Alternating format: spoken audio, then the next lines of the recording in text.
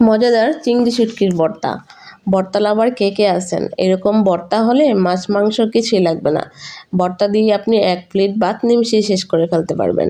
তো চলুন দেখে নেওয়া যাক কীভাবে ভর্তাটা তৈরি করবেন। তো প্রথমে আমি কিছু চিংড়ি শুটকি নিয়ে নিয়েছি। এটা চিংড়ি শুটকি দিয়ে ভর্তাটা করব। তো সে শুটকিগুলা গরম পানি এবং লবণ দিয়ে ভালো করে ওয়াশ করে নিয়েছি। দেখুন, আপনারা চাইলে ঠান্ডা পানি দিয়েও করতে পারবেন। তো আমি গরম পানি দিয়ে তারপরে একটু ভিজিয়ে লবণ দিয়ে পরিষ্কার করে নিয়েছি।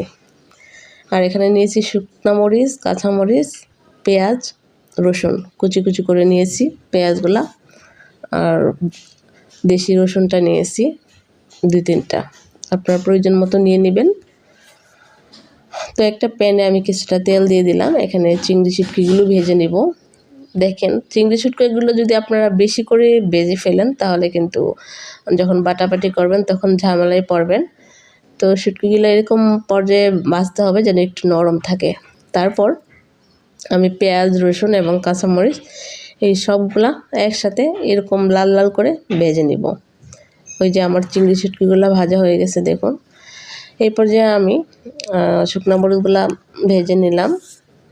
তারপর তো দেখতেই পাচ্ছেন সব শিলপাটায় একদম মিহি করে বেটে নেব।